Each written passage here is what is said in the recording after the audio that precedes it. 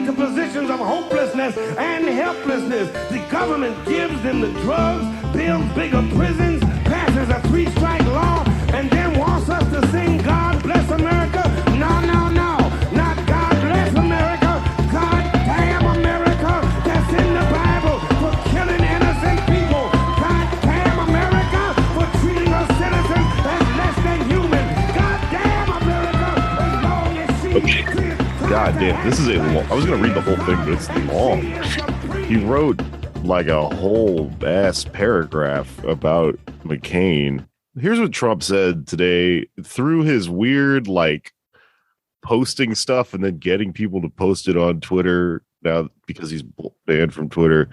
Statement by Donald J. Trump, 45th President of the United States.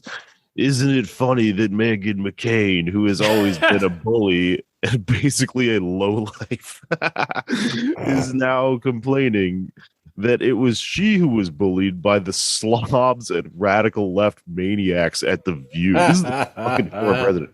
He capitalized slobs. It's always a highlight when the president starts a sentence, isn't it funny that... Yeah. I made it possible. This is the funniest fucking part. Using the powers of the executive to enter roast mode. At the request of many of her representatives, I made it possible for her father to have the world's longest funeral.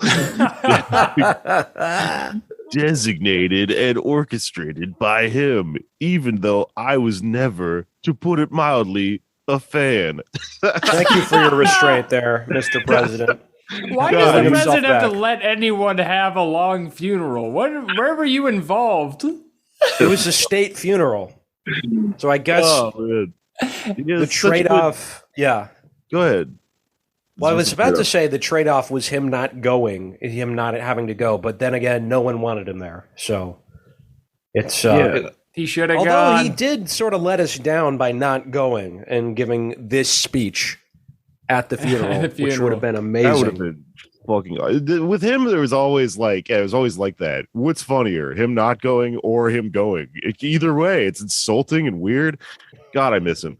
Continuing. In his own very special way, he was a rhino... He keeps talking about this rhino thing. He called Colin Powell one too. Conservation is so important. I'm sorry. He was a rhino's rhino. So he was like a comic. That's like when you have an even pointier horn than the other rhinos. Yeah, the other rhinos understand the meta rhinoing you're doing, and they love it. They all get a thicker hide. If you're a Trump, rhinos are what you shoot and put on your wall illegally. That's true. When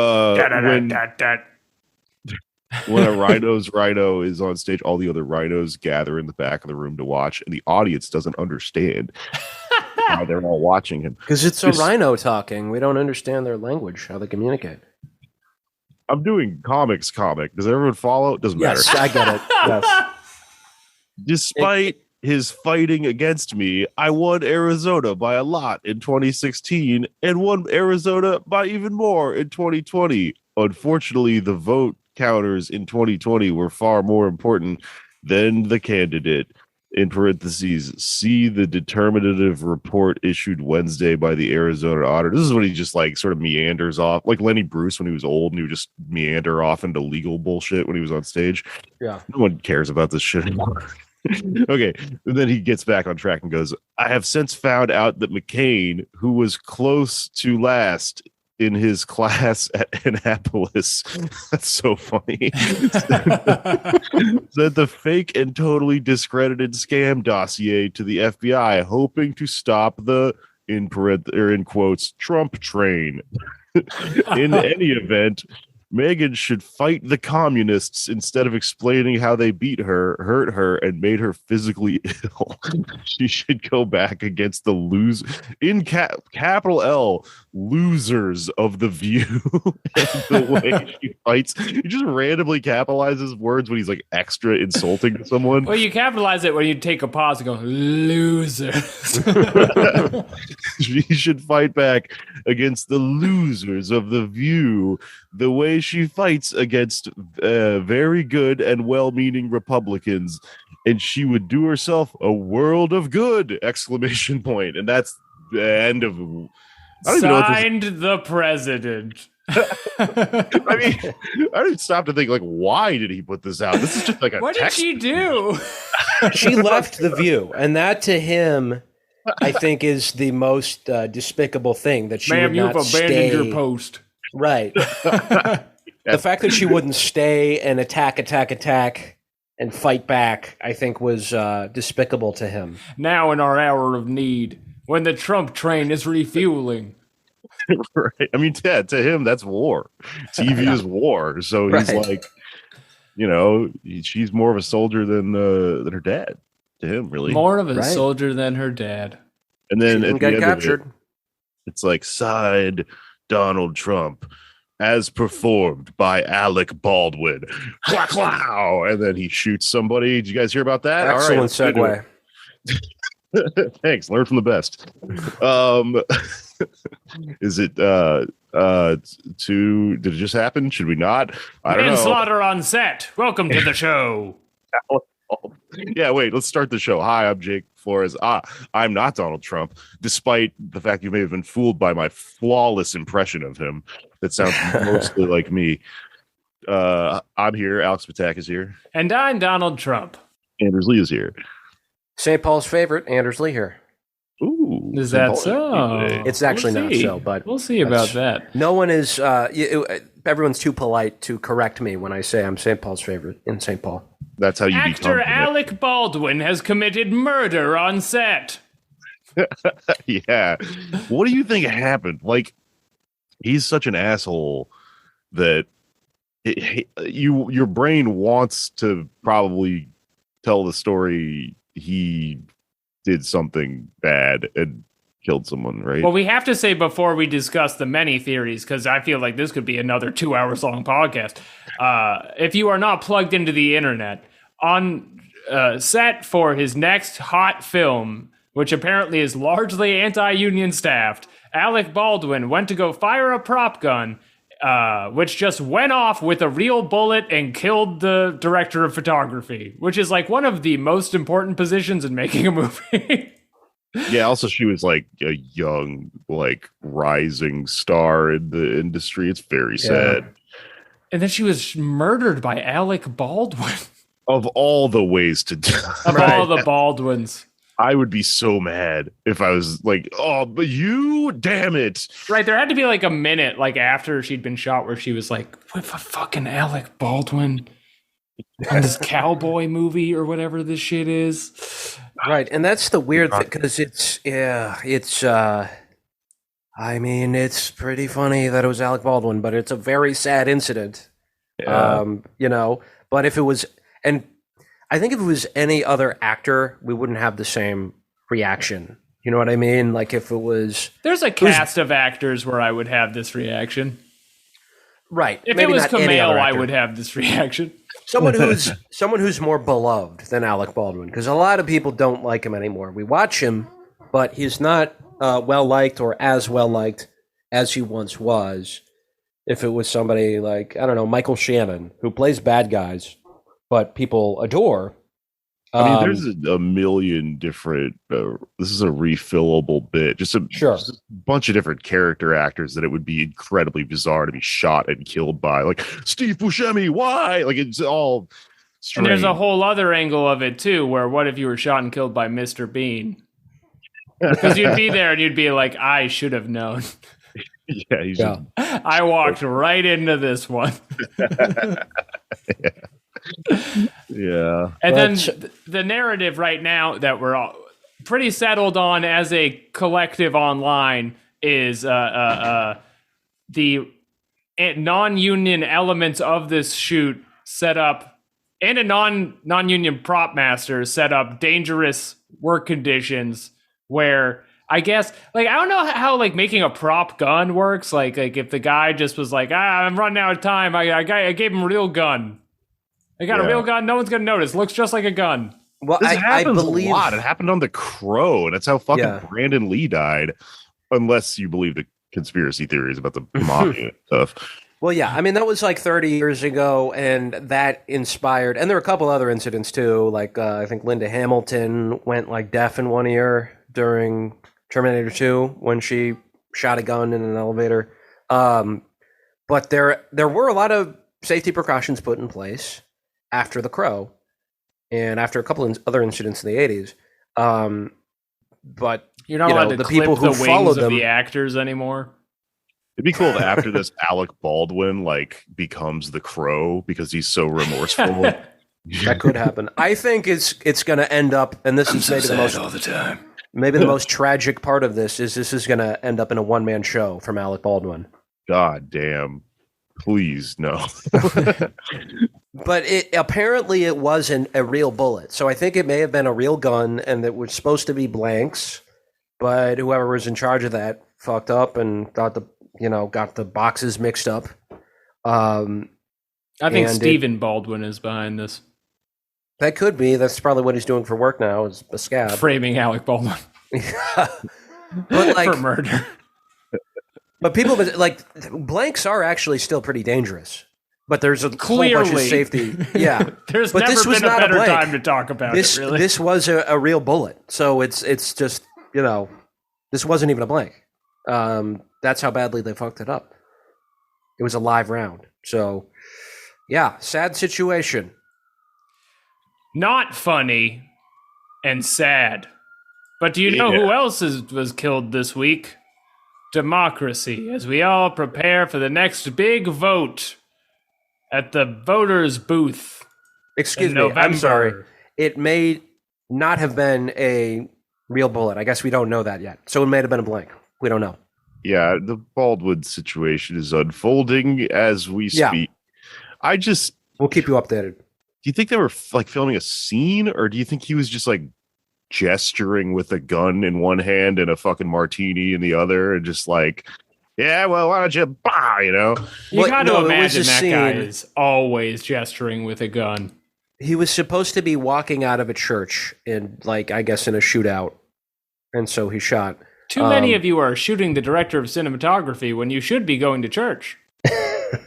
She's not an actor. Like, she wasn't in a scene. I guess we'll just find out as this thing I think Anders knows more than he's telling us. Well, he, fired it, and in theory it should have been a safe distance, but maybe that was not the right precautions there. We're not taken with distance.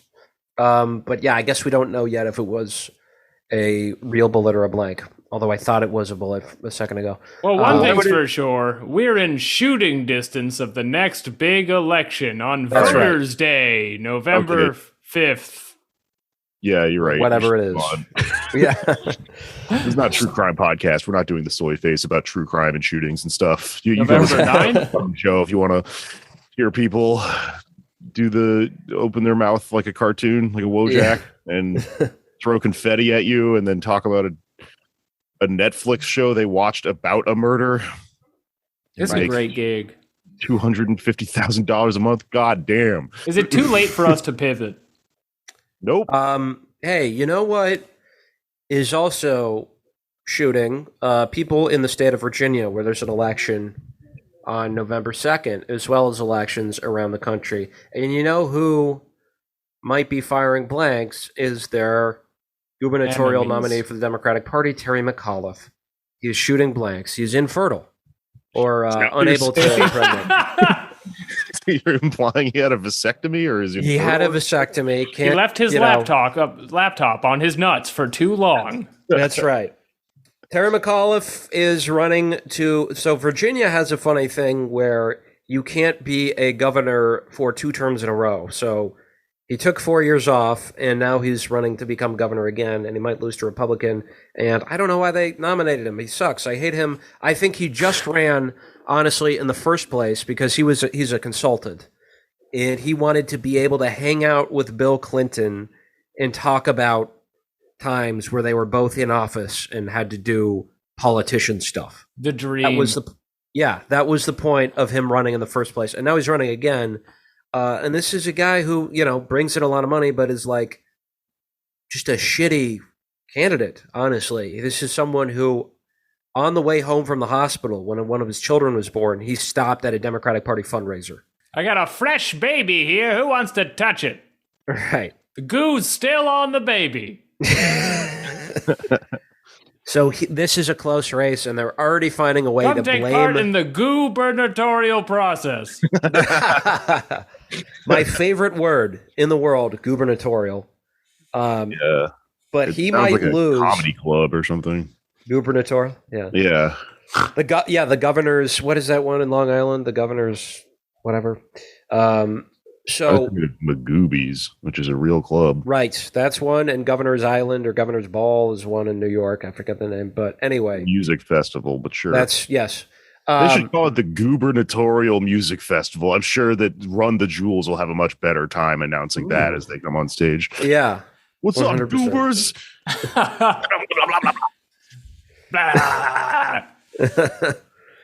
But so this is already being blamed on the left that Terry McAuliffe might lose because progressives are holding up this bipartisan infrastructure bill that has some spending on it on roads and stuff, but a lot of it is going to go to private firms to do this shit and bail out of fossil fuel industry, blue hydrogen. They're pumping money into that, which is a shit show. So they're already finding a way to blame the left on that at the national level. At the local level, I think there is some hope here and there. Good races happening. A We got- sparkle in the eye of America. That's right. India Walton could become the first socialist mayor of Buffalo, which would be a huge deal. But I am not holding my breath on this one. It is, I think, going to be very close because Byron Brown is commanding a lot of money coming in and a lot of fear tactics. He's still a Not much write-in, will do. right? He is a write-in, yes. And what I've advised them to do is start the India Walton campaign is to start referring to him as Brian Brown to confuse people. That's pretty good because that if you have a name like that, people get really pissed People off. probably call him Brian all the time. Brian. I'm Byron. I've been mayor for 20 years. And I guess it would invalidate all those write-ins where people got it wrong. But this is probably why they ordered a bunch of stamps, because apparently it's legal under New York state law to stamp a name on the ballot. So they're giving voters stamps with the name Byron Brown in good handwriting, and they're just going to bump it on there. This is a real test for, like, is our democracy mostly broken or all the way broken, where a guy who's not even on the ballot can win just by injecting $100 million into the airwaves before the election starts. Right. And money from Republicans, too. It's, and yeah, this week, and I was actually sort of glad this happened, to be totally frank, but New York Democratic Party Chair Jay Jacobs was asked, what's the deal? Why are you endorsing Byron Brown? You're the Democratic Party Chair. Someone won the Democratic nomination for mayor of Buffalo, and you're endorsing her opponent. And he says, okay, well, if David Duke were to become the Democratic nominee for mayor of Albany, would I have to endorse him? Somebody just as bad as India Walton? Right. Yeah. Yeah. In my eyes, because I'm a vulture? I feel like the second act of this was him going, well, I'm not comparing her to David Duke. And then everyone went, well, what are you doing? Because Right. You're the That's only one who exactly- brought him up. We weren't talking about him before. Exactly. I mean, yeah. So he did add the caveat in the original interview. They're not in the same category. Well, if they're not in the same category, then why are you talking about them? Why is it a problem for you to endorse the Democratic nominee if she's not anywhere near this reducto ab absurdo, to use a little Latin example that you're using? I mean, I gotta say, I'm glad that this happened because for a couple of reasons. One, we can't depend on state Democratic parties in most places unless we take them over, like in Nevada. The left cannot depend on the infrastructure and the leadership for these Democratic parties to help us win. They have a vested interest in making sure we don't win. And number two, this is exactly what they want us to not do, is win their primaries, because it puts them in this position where they have donors and they're part of a political class that does not like the left. That's the main thing they're against, is making sure we don't actually give workers, renters control of their livelihoods. And as we saw in the 2020 election, nationally, the political capital class is able to move to head these concerns off. But the question of whether they can do it for like a small town in New York is a different test. Or a big city in New York, before we piss off any Buffalonians. It's not a town, it's a wonderful city. It's a big, curvy city. You just want to put your hands all over. It's more than just wings, all right? It's not just the wings. There's a rich art cultural scene. But like, there's a cheese. This doesn't matter. This doesn't do anything, but it is kind of nice to see like the unmasking in the moment where someone like this does get put in a situation where they literally have to be posed the question, are you saying that a socialist is the same thing as the Ku Klux Klan? And, they have to kind of like, people have to think about that for a moment and go, is there actually like an anti-left agenda here? Because a lot of what the Democratic Party does to idiots who aren't paying attention and stuff is sort of like subtly imply like, oh, we're the Labor Party, we love all that stuff. Right. We're a bunch of fucking communists. So like, I guess to me it's just cathartic to see that. I don't think that it actually like, oh, we proved someone's a hypocrite, now they're all going down. But right. See it. And it shows something else, which is the true nature of the American political system, which is the two-party system is very strong. The parties themselves are not. The state is the institution that controls primary elections, not the party. It's different with caucuses, but in most places we have primaries, and you don't go to your local Democratic Party headquarters to run in a primary. You don't go there to vote in a primary. It happens through the state board of elections. And that's what people, I think, need to understand on the left. So before we talk about, the number one priority needs to be starting our own party. Well, what is a party, right? Is it just a ballot line? Because in theory, Byron Brown would be bucking the two-party system, but he's not, because that the name on the ballot, the letter on the ballot, rather, next to your name, is not what matters. It's the institutional support, it's the money, it's the volunteer base. And David Duke is actually, quite frankly, a great example of this, because in, I believe, 1990, and listeners to Slow Burn will remember this, he won the Republican nomination for governor. And there was nothing the Republican establishment could do about it. They did not endorse him. They're like, well, this is bad for Louisiana. They were still, at that point, pretending to not be racist. This is the guy we use as an example of what other bad guys are like. Right. Yeah. So they had to endorse the Democrat, and just like it, and legally there was nothing they could do, though, because he won the Republican primary. And it's not the leadership's decision who runs in that primary. They influence it. They decide who runs, but they can't control people from the outside from running, or they select their candidates and support them, but they can't stop insurgents if they're organized enough. And that's what's happened in Buffalo. And I think it's a great thing. So we'll check back on what's happening in Buffalo when that race wraps up. I think everybody who's listening to this is pretty solidly on India Walton's side for that. David Duke's camp. We're all in it. We're all on Duke University campus. What other races are going on? What's hot? What votes are hot right now, Anders? Well, your hometown of Boston, Massachusetts has a hot race. I was born in the Charles. Baldwin Town, they call it. Is it? Why do they call it that?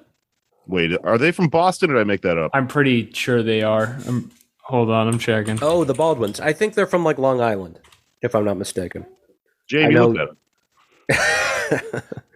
up. I started saying that on every podcast I'm on now. Oh, Jamie, look that up. Anders is right. I'm Jamie here. He's right. They're from Long Island. Oh, never mind. How did I know that? Similar vibes. Long Island and Boston. Yeah. Big white hockey boys. Yeah. That's right. Anyway, Boston. That's right. Boston. So, for the first time in that city's history, there will not only be a woman mayor, but a WOC mayor. The question is, who will it be? The question is, which of these lovely ladies will be leading Beantown? That's right. And I've watched a couple debates, and the two contenders are Michelle Wu, who has a great sign. It's just her name with an exclamation point. So it's just Woo. Yeah. Woo! That's a great Genius song. marketing. Right. And in the other corner, we have Anissa Asabi George. And watching the debates from an outsider perspective, I prefer Michelle Wu, hands down. But the debates I watched, it seemed like Anissa Asabi George gave a better performance. And a lot of that has to do with the fact that she has an incredibly thick Boston accent. So thick, she cannot pronounce her own first name. That's so good. It's like a fucking roast joke. Yeah. And this is what I don't understand about Boston, right? Because she says her name is Anissa, and she pronounces it Anisser. Yep. And they have this very strange, maybe you can explain this, because Boston is famous for dropping R's. Right. A car in Boston is pronounced ka. Ka. But then they put yeah. the R's back in places they're not supposed to be. Well, what a lot of people don't understand is it is not a policy of eliminating R's. The R's are borrowed from other words where they are not there. Anisser.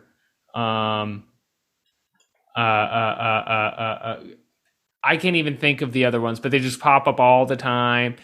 Give me a slice of pizza. Pizza. Wait, they're borrowed when we use all of our slurs with the R's in them. You're not supposed to say, and you hit every consonant in it. Yeah. Right. Well, You know what they are. Fill it in at home. it's just like an old joke about Boston people where it's like, why are the only word you can pronounce the R in is that one? What's why? Not even specifically thinking of the N word. I'm mostly thinking of the R word, which has two R's. You just slam Right. with every dropped R in your vocabulary. I don't know if the Boston accent gets the second R in. It's my word, so I can say it. With a soft R. Retard. You know, it's usually Todd and not hard, right? Well, it depends on how passionate you are that day. Okay. No, it depends if you're down, if you're like a rapper, like you're saying, like my, friends over here. Or if you've been given a pass. Let's get Bostonian in here. Yeah. Like that song was so bad. I can't believe they said that. I think it was great. It was the most popular song in the nation for like 2 years. Before it was changed to the Great Betrayal, when it was changed to Let's Get It Started in here. That's true. They're covering it up. There's not the words. I thought those were just separate verses.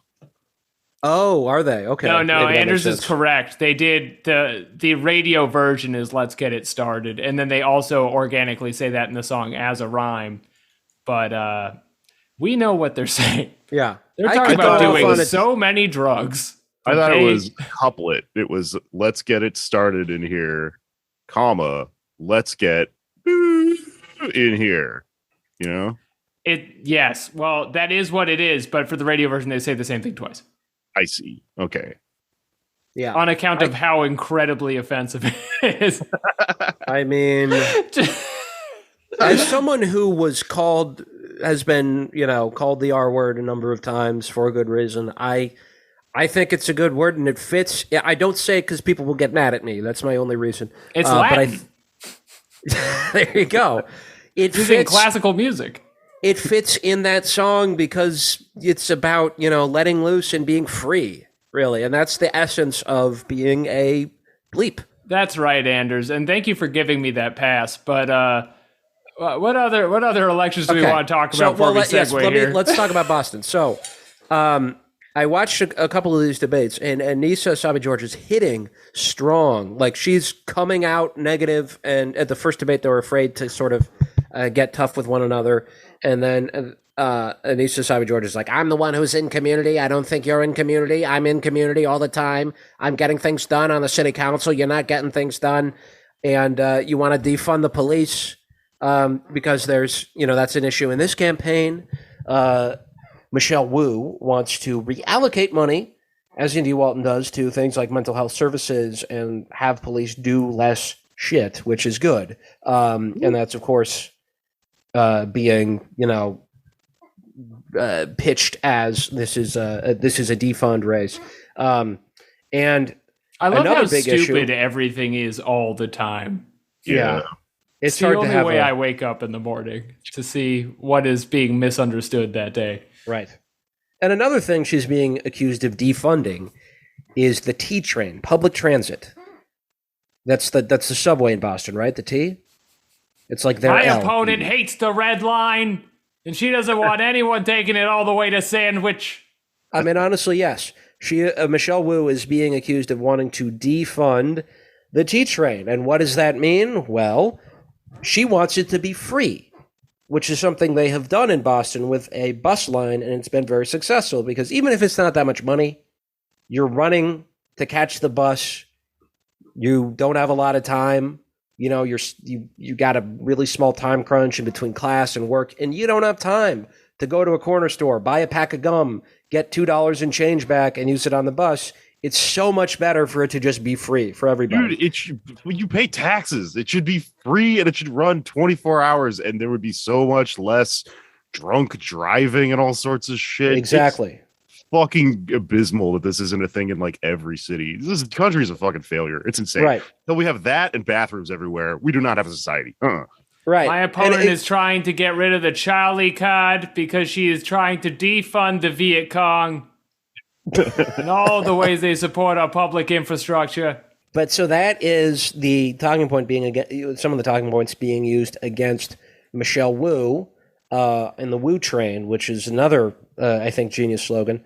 So after this debate, I was like, well, shit.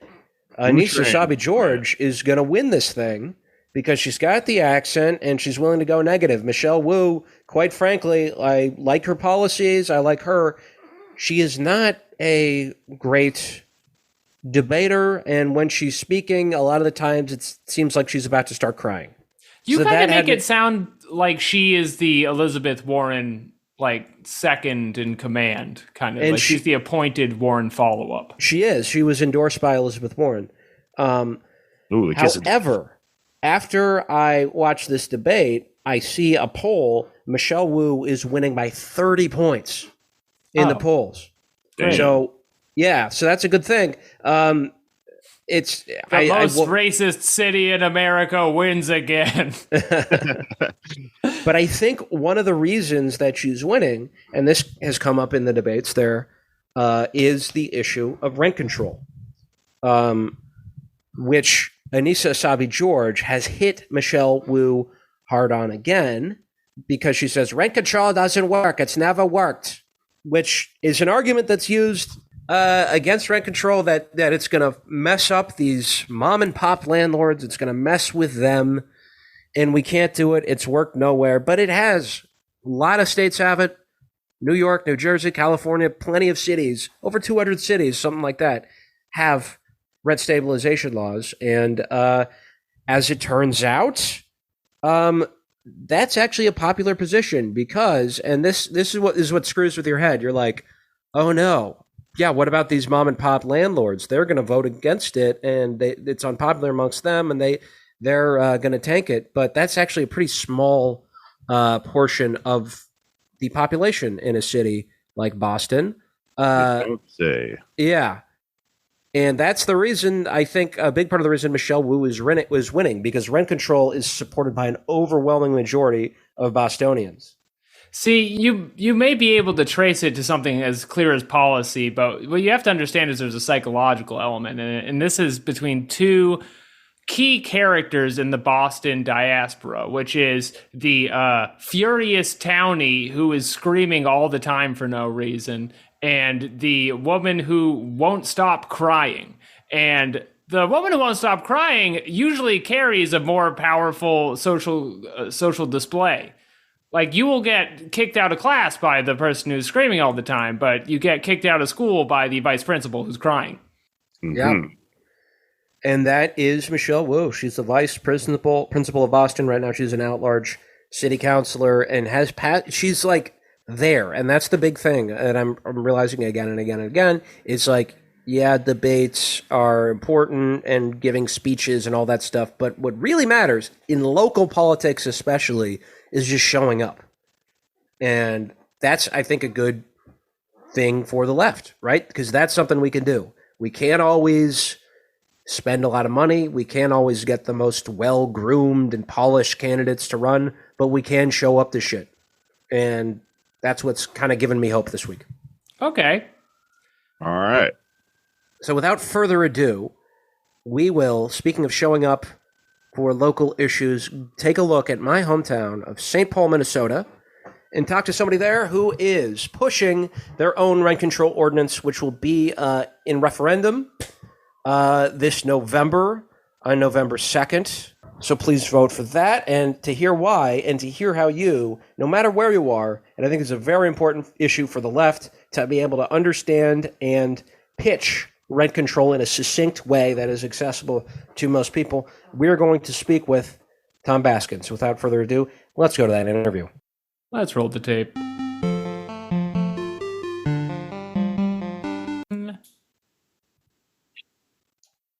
We are now joined by a man some call Mr. St. Paul, and that is Tom Basgen, who is the mastermind. He's fully behind, he's pulling the strings behind this evil campaign to destroy the real estate industry in St. Paul, Minnesota, with a ballot proposition that is to establish rent stabilization in my hometown of St. Paul.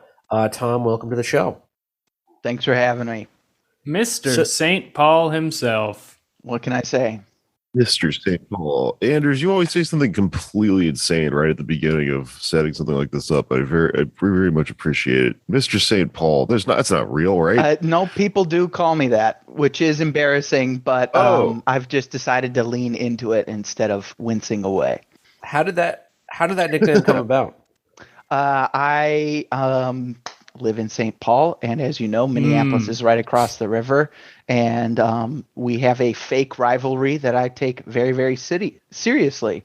I think Minneapolis is a disgusting place full of decadent people, much like New York and D.C. You people disgust me. Yeah. I mean, I'm from St. Paul, and here's the thing. I've discussed it with myself. Somewhat. Well, yeah, that predated my leaving St. Paul, but I actually like Minneapolis. I lived there for a while, but this is my big bugbear, is people forgetting that St. Paul exists. And that's a constant through line. As somebody comes to, I don't know, the XL Energy Center and does a show, they're like, thank you, Minneapolis. And it's like, this is not Minneapolis.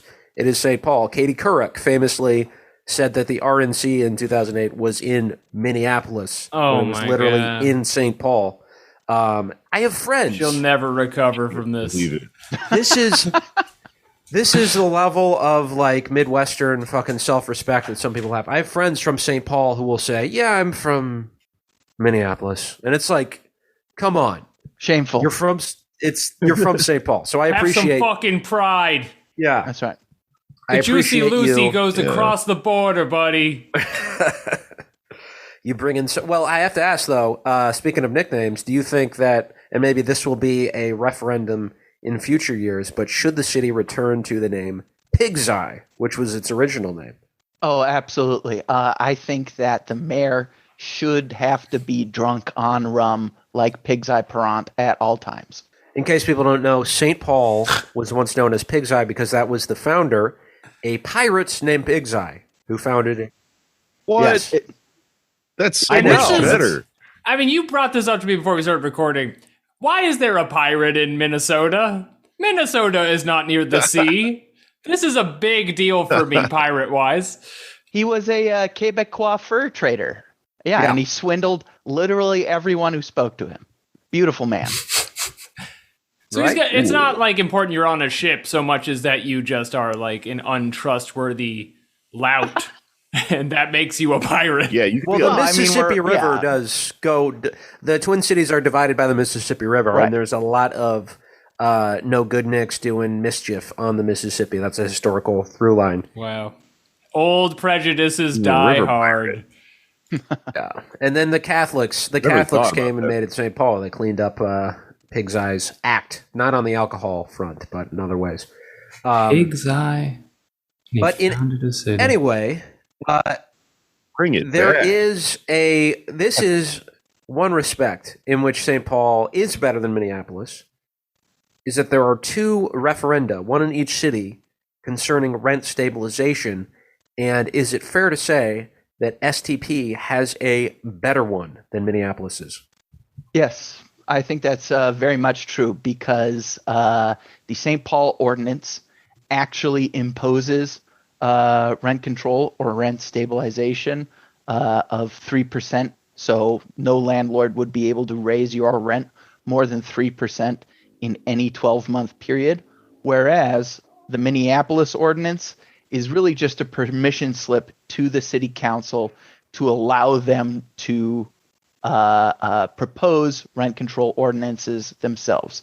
And that's because the reason they need that permission slip is that at the state level, there is a preemption where no city can, through its legislative body, can enact rent control.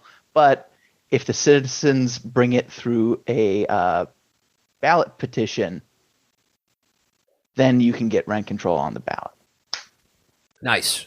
And so Minneapolis is open-ended. St. Paul is 3%. Why 3%? And this is probably a stupid question, but why not 0%? Why not just force every landlord in the city to never raise the rent? So, the commodification of our needs like housing is a really, really good goal to have.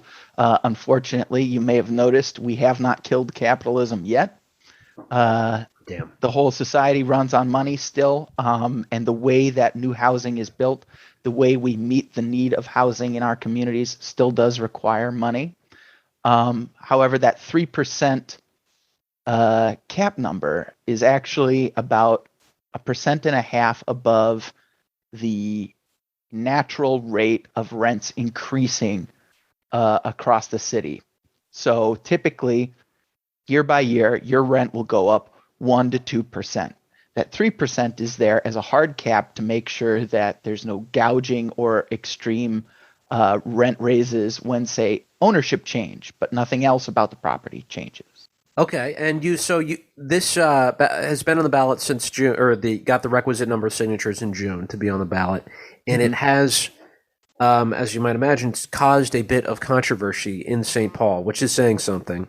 There have been dueling articles in local publications and outlets, one of which was written by, and you have a great Twitter thread about this from a month or two ago, a certain someone who's a friend of yours, who wrote an anti-rent control screed in MinPost, and is not necessarily anti-rent control in general, but says that this particular proposal in St. Paul is way extreme because it applies not only to existing housing but new housing. What were some of his arguments, and why is he wrong?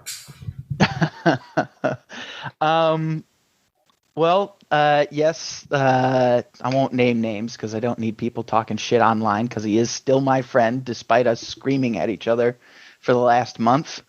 But this fella and his anti-rent control argument really boils down to three things, because he's correct.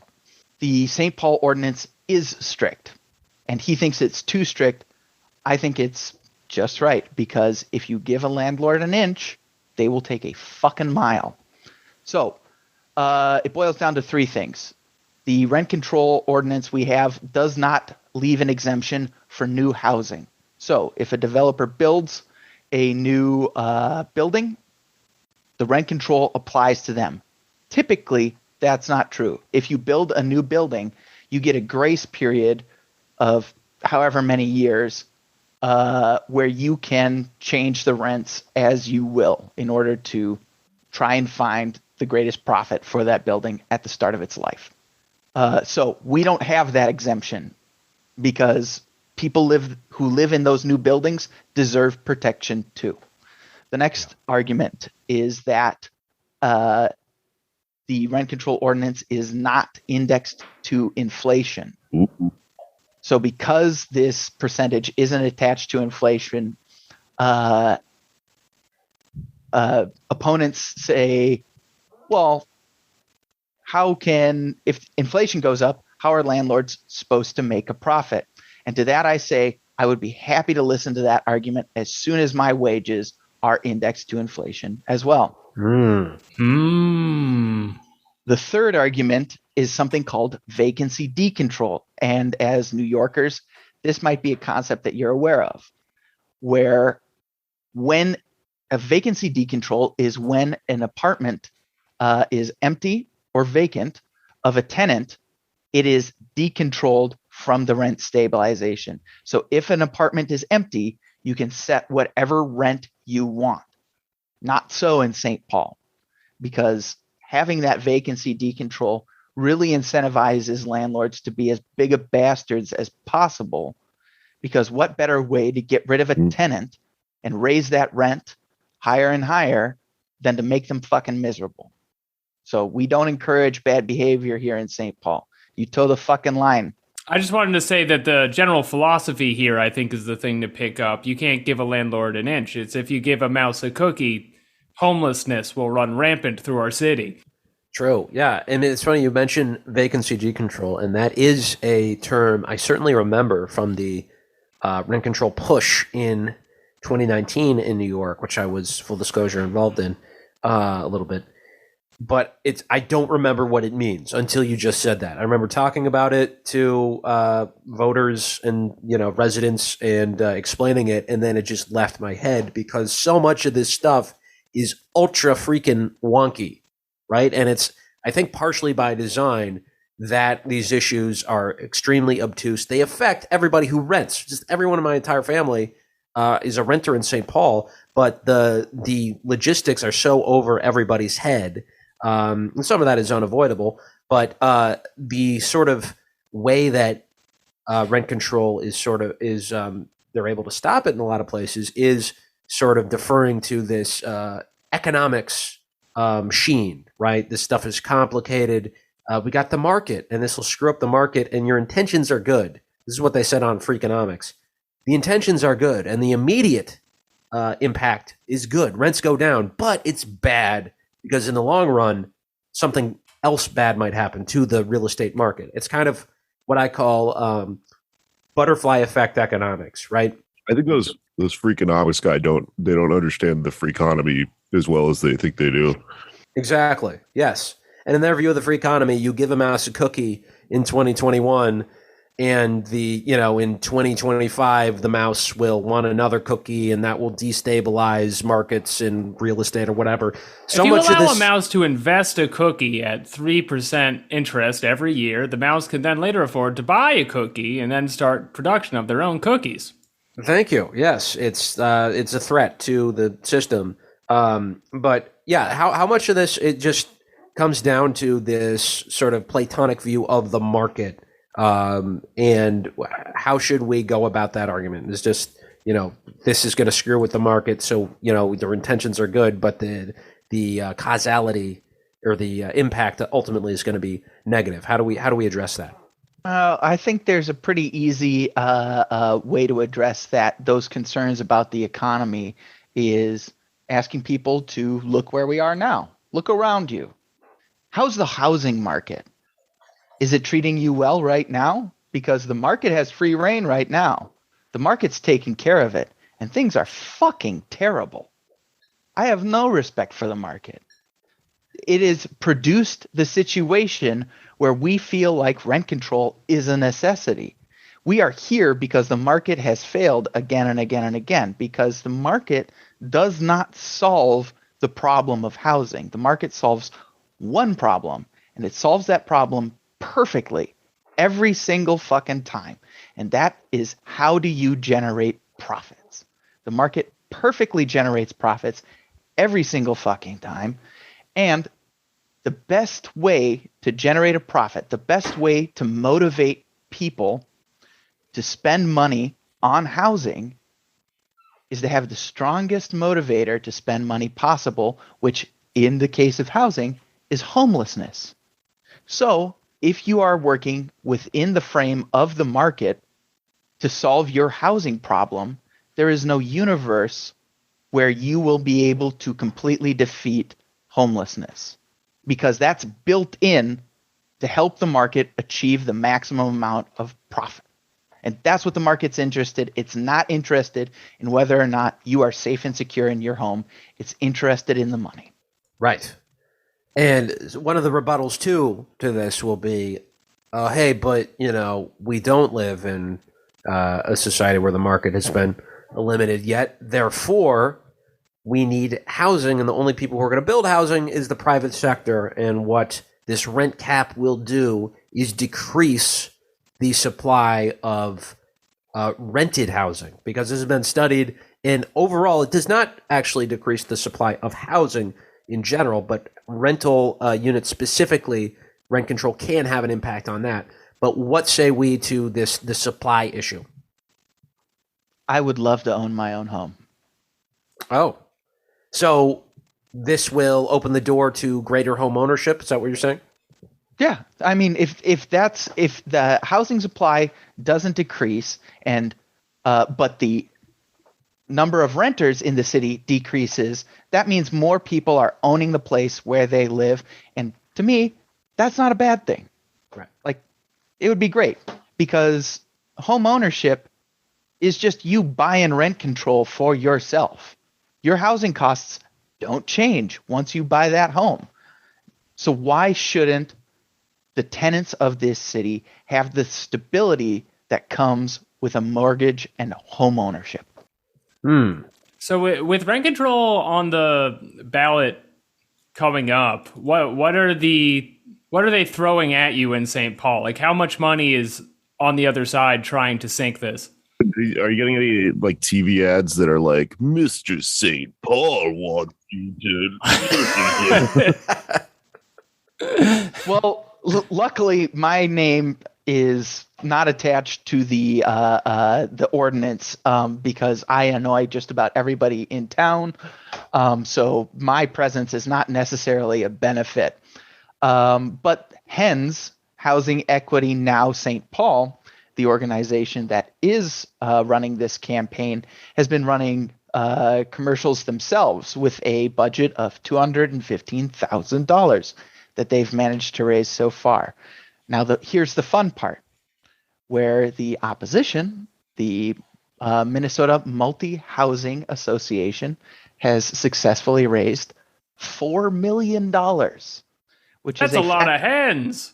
It surely is. We got a cock in the hen house, $4 million cock. It's 20 times the amount of money that the proponents of rent stabilization have raised. It's just they have nobody who is volunteering for them. Nobody wants to do campaign work against rent stabilization, but they can sure as shit pay for it. And so you are seeing a lot of mailers. Like, mailboxes are filling up with anti-rent control stuff. We have paid canvassers wandering around the city. But luckily, HENS has organized their own canvases, and we're meeting them point for point with people power, even if we don't have an unlimited bank account. Right, and the paid canvassers can be, I think, pretty hit or miss in my experience, mostly on the miss side, because they don't actually necessarily care about the issue. Right. You remember 2020, Bloomberg, who I believe opened up a shop at where the Muddy Pig used to be, right? That's right. On Dale Street, yeah. The money pig. The Muddy Pig, of There's course. a cock in the money pig house. Muddy Pig. But so many people working for Bloomberg were just effing off, basically, when they're supposed to be canvassing. And I think that's why he didn't follow through on his promise to give them health care through the general election. But I am grateful to Bloomberg for paying a bunch of broke-ass campaign workers in this town all that fucking money. So thanks for the bump to the economy, Mr. Bloomberg. Please stay the fuck out of my state in the future. He's leading by example. Right. Bless him. Mr. St. Paul says he wants to own his own home. But what is he planning to do in there? But so Yes, they aren't able to get a lot of volunteer canvassers. They are able to inspire a sizable amount of op-ed writers who are sort of appealing to the inner wonk in St. Paulites. But I guess what I'm getting to here with the supply issue, and this goes back to the issue of ultimate decommodification, which I think we all agree we need in housing, is will this lead to more public investment in housing, which I certainly want. That's kind of a third rail in a lot of places because we've been, propagandized about this issue of the projects and public housing is just automatically poor quality and all that stuff. But will this create incentive down the road for the city, for the state, or maybe the federal government to invest in public housing in St. Paul? Absolutely.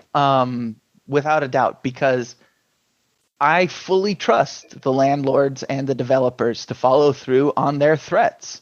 They are threatening to not invest as much money in St. Paul. They are threatening all sorts of horrible things and agonies to rain down upon us should this ordinance pass.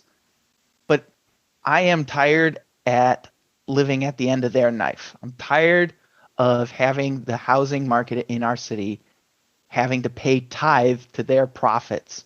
And when rent control passes, rent stabilization passes here in St. Paul, it's not going to cure the problem instantly, but it's going to put the power, it's going to move that power closer to the tenants.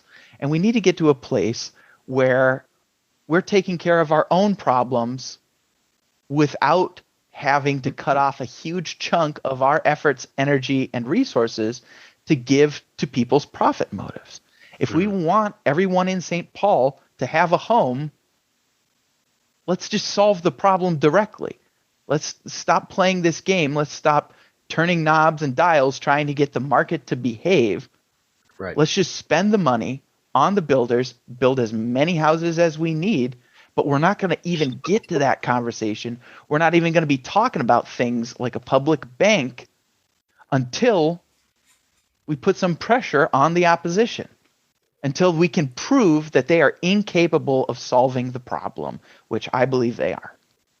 And what are they saying to the issue of like homelessness, for instance? Are they just like, we're going to, cut a $300 check every month to the Dorothy Day Center and get some like 15 extra beds there? Like what's their proposal? We're making more pointy benches outside the McDonald's. Right. The clowns I are don't know going if to be you've seen these sharper. benches I don't know if they have them in Minnesota, but here in DC, there's a bench downtown that has a statue of a homeless person sleeping on it. To honor It them. effectively prevents. Yeah, it's to honor them, and It's the Balto system. yeah, but it literally prevents someone without a place to sleep from sleeping. I would rip someone's head off if I was homeless and I had found the one bench around. What if and you there's look a at its fake face homeless and it's guy like on you? it. You're like, what does it mean? Whoa, maybe I hallucinated no. this. It Yeah. was me the whole time. Well, to answer your question, Anders, the commercial interests in the housing market just don't talk about homelessness. They have no reason to. They have no incentive. It's not their problem. At least they view it that way. I definitely think it's their problem to provide enough housing for the cities. That's why they should be paid. That should be why there's money in the housing market, is to fulfill that need. But the focus for them is just on the profit margin. And so there's no need for them to solve homelessness. There's no need for them to talk about homelessness unless somebody is pressuring them to do so. And so we need to start doing that. And so one of the concerns, I guess, from the vantage point of Hens, is that this, if it passes, is going to be kicked then to the city government, and the city council is a bit divided. Mayor Melvin Carter, who, another full disclosure, I used to rent videos to when he was Ward 1 Full city disclosure. councilman. Anders, you must recuse yourself. Yeah, I have a bias. What Your year video is this? history is compromising. This is 2007, early 2008. Okay. Box office video on You got to leave on the Selby podcast, bro. and McCubbin. But he has just announced at the mayoral debate that he was going to vote yes on the ordinance, but it's going to be in his hands to tweak it, right? After it goes up to the city council level. What is sort of the worst case scenario with what the city council will do to the ordinance? Could they perhaps make it better or not change it at all? Like what's the situation there? Well, this is unfortunately where we get into some pessimism. Okay. Because St. Paul successfully passed some tenant protections, basic stuff like making sure rented properties are safe and that tenants know their rights on evictions and stuff like that. However, as soon as the landlords sued about that, it didn't even go to court. We didn't even fight the fight legally. The city council just repealed the tenant protections before there was any sort of actual fight. And this was literally this year that we repealed tenant protections while we're collecting the petitions and the signatures for the petitions to get rent stabilization on the ballot. So this city council does not have a good track record when it comes to tenant protections. So unfortunately, there is a majority of 4 out of 7 that will be voting no on the rent stabilization ballot. And so it is my full expectation that they will do their very, very best to gut this ordinance once it passes. The hope is that this will cost them political capital. Nobody wants to be the person disassembling something good for people. And 2, the hope is that we can salvage something out of the disassembly of this ordinance once it passes. So I'm not super excited about the idea of the council sticking their fingers into things once we pass this ordinance, but it's still going to be a huge win. And I live in St. Paul, and our motto is sort of take what you can get. That's the city motto. I didn't know that, but that makes complete sense. It's on the flag. So yeah. So I can't imagine why this place has a bad reputation. Yeah. Are you talking shit about St. Paul? I'll get on a plane.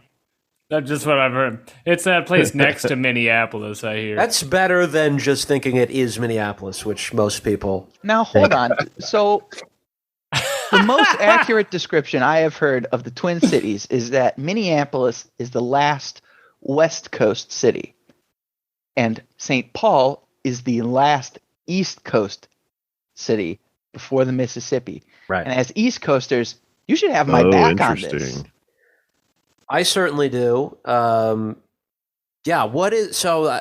That's what bisects it, right? Because the right. Timberwolves are technically in the NBA West, whereas if I'm not mistaken, and I don't follow hockey that much, but I believe the Wild, which plays in St. Paul, they're in the East. Is that correct? I believe so. Yes. That's how I imagine East and West. But yeah, but literally, the Mississippi River does. That's where East and West in the country goes down. So yeah, anyone on the East Coast should have St. Paul's back. And again, Catholic as hell. Which one is right. Tia and which one's Tamara? If we're talking twins. Ooh. I'm not going to play this game with you. It sounds like I got Anders. Tia's the brainy one. We are 4 idiots on a Zoom call. I'm not going to play this Disney Channel game with you. It's kind of a Tamara response, a little bit, isn't it? Yeah. Coming from Mr. St. Paul. I think St. down Paul here? is Lisa. That's what I'm going to say. Okay. There we go. Because it's the hottest. Anyway, so, well, speaking of across the river, Minneapolis has, of course, the ballot initiative we just mentioned. They're sort of bit of a half-assed rent control measure, although it may stand a better chance of passing because it has less teeth. But they have a couple other ballot measures there as well, one of which I think a lot of left-wing people in the country are focused on, and that is creating a Department of Public Safety that could one day potentially subsume the Minneapolis Police Department. What does that ballot say, initiative say, and how are its prospects looking? Yes. So there are 3 ballot questions in Minneapolis this year, and the Department of Public Safety question that we are talking about is the second question of 3. And so if you vote yes on this ballot question, you are in support of a Department of Public Safety. Now, this doesn't abolish the police. It does not defund them. It just strips away a lot of the charter-based protections and really rigid rules that are there to support the Minneapolis Police Department, like minimum staffing levels. What this ordinance question will do, if it passes, is it will allow resources to be spread out more evenly and allocated in such a way that we can better address the actual problems of the city instead of spending every red cent on the cops. Is the hope that once we have a Department of Public Safety, we can then transition that to a Committee of Public Safety and start chopping people's heads off? Well, as a St. Paulite, I do not care what the disgusting Minneapolitans do with their city or their time, but it sure would be nice to not have the cops take every single dollar in the city at all times. And if they, you know what? I was about to say something that was going to get me in trouble if somebody ever heard this. Keep in mind, we're on the radio. That's right. So I'm just going to say redacted. Not have police and give everyone free video games. This ad was paid for by Mr. Minneapolis. But the opposition to it, I take it they're pretty well funded, and their big concern is that this opens the door to no more police, a full-on ACAB situation in Minneapolis, where police will not be called to deal with mental health crises and things that they shouldn't be doing. Right. So, well, I will say that is true, that it does open the door to this sort of thing. It's also so fucking far away from that reality of no police, of defunding the police, that, there might as well be a 50-mile long hallway behind that door. Like, things are not going to change the day that this ordinance passes. Like, the most immediate change is that a bunch of Minneapolis police will get their feelings very, very much hurt, and they will quit their jobs, which is something that they have already been doing in droves ever since George Floyd's murder last year. Not to mention, since there's been a requirement to get vaccinated, I don't know if you've seen these wonderful videos going around. Cops quit their jobs and then post all the guys who quit are here at the homeless center feeding all the homeless people. And it's like, this is a huge improvement. Right. I don't know why you're sharing this with us. Huge improvement. When you have your job, you spend all your time beating these people up. I don't know what you think we want you to do, but this is way better. Yeah, or they'll just be talking about it in their car, just crying or something. You're just like, what? Yeah, this is what we wanted. Why? Why do you think this is an ode to show us that you quit your job? I'm also curious about the precinct that was destroyed honorably in June or May or June of 2020. Are they rebuilding it? Is on that same location? Are they making another police precinct, or is it going to be something else? Could be it's going to be a Spirit Halloween. Yeah. There has been a lot of talk about rebuilding that precinct or not rebuilding that precinct. That is still very much a question of debate in this town, and likely the fate of that question is going to be decided in this mayoral election, in Minneapolis this year, depending on the way things go. Right. And, of course, we got gentrification Jacob running for re-election for mayor of Minneapolis. Mm-hmm. Who are his opponents, and do they stand a chance, any of them? Absolutely. So it's sort of a three-way race at this point, and it is wide open.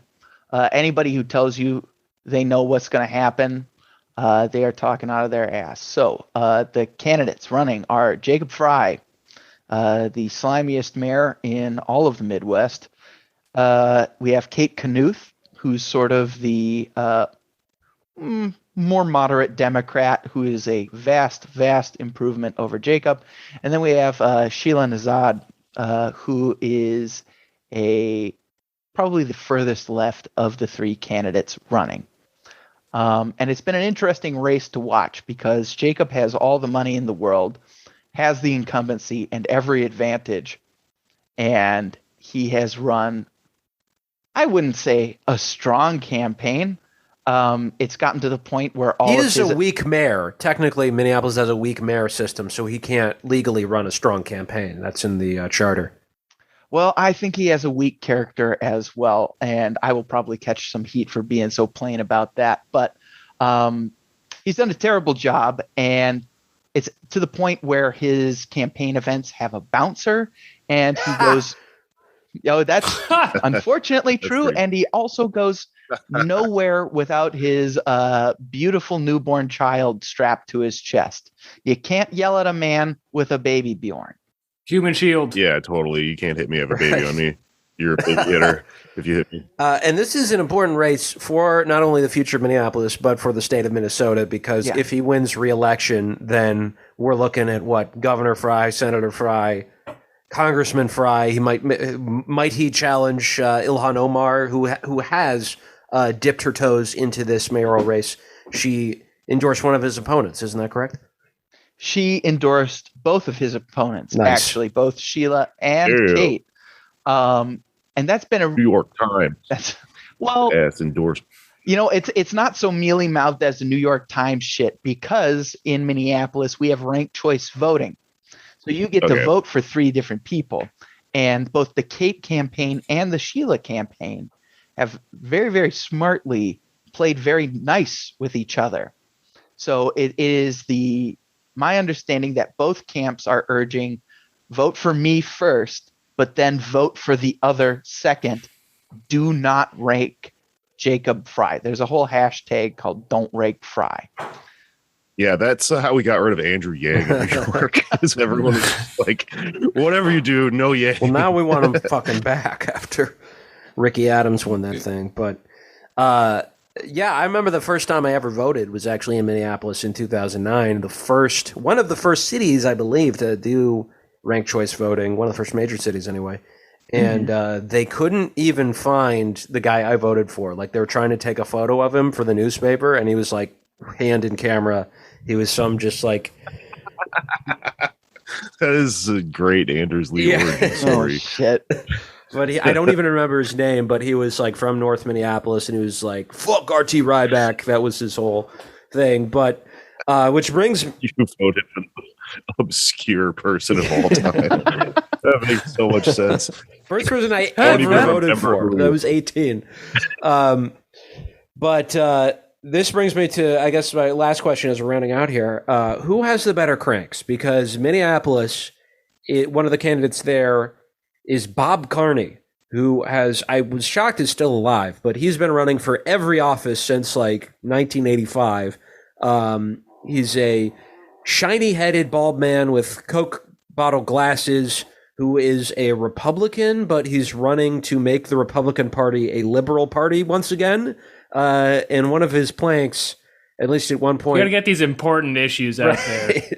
But one of his planks at one point was to like build a bike skyway from, I think, Minneapolis to South Dakota or something like that. He's a very wacky guy. But what is a bike skyway? Well, we have these things in the Twin Cities called skyways where they connect buildings. You can walk basically across. Like elevated platforms. Yeah. He wanted to build a big bike highway, which is a 4 cool idea. bikes to the American sky. South. I guess so. No, South Dakota.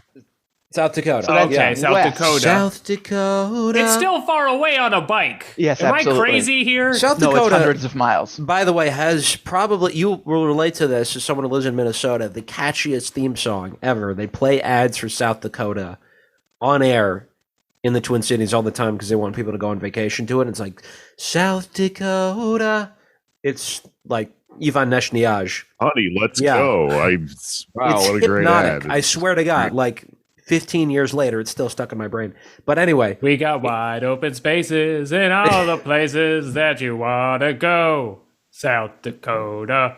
South Dakota. Anyway, in St. Paul, Take a bike on the Skyway and have a time.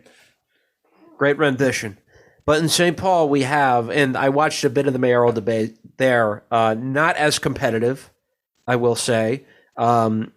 And by the way, just another leg up on Minneapolis. Because TPT Almanac, the local sort of PBS affiliate, is based out of St. Paul, all the Minneapolis candidates had to go to St. Paul to debate over who gets to be mayor of Minneapolis, which I thought was a little fun thing. But we have in the mayoral race there, Frogman, a guy who wears frog eyes because he's from Frogtown in That's St. right. Paul. The Frogtown Crusader. That's right. Who is the better crank? Can you explain the words that are coming out of your mouth? Okay, let's slow it down for Jake. The Frogtown Crusader is a young gentleman who loves running for public office, and Okay. he wears frog eyes on his head and a Okay. green blazer. And that's sort of All his right. character, is that he is the Frogtown Crusader. Now, when I say frog eyes, I do mean that he has filled 2 green socks and strapped them to his head and put eyeballs on the end of them. And so they sort of dangle jauntily on the side of his head. And he does look like a sort of deranged green Noid. Yeah, that's not what frog's eyes look like at all. That's very much more noidy. Yeah. But who am I to get involved in Midwest politics? I don't understand. And to the question of better cranks, I would see your Bob Carney and raise you a Bob Hosko, who has also been running for public office since before I've been alive. And this man, beautiful brain. He wants barbed wire around every train station in town.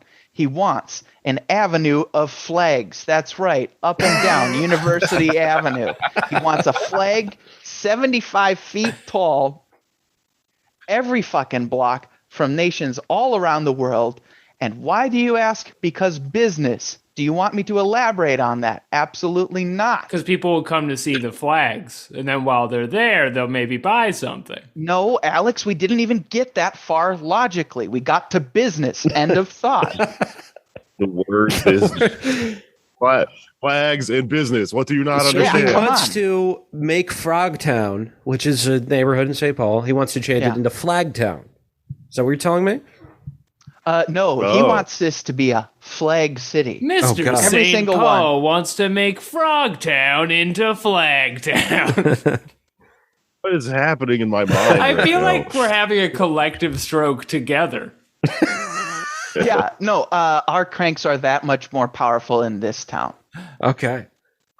I like the frog guy a lot. Well, you heard it there. But then also Um, everyone's named Bob, and they all have a flag-based agenda. This is insane. yeah, a lot of Bobs. go ahead. A lot of Bobs. Welcome to the Midwest. We're morons.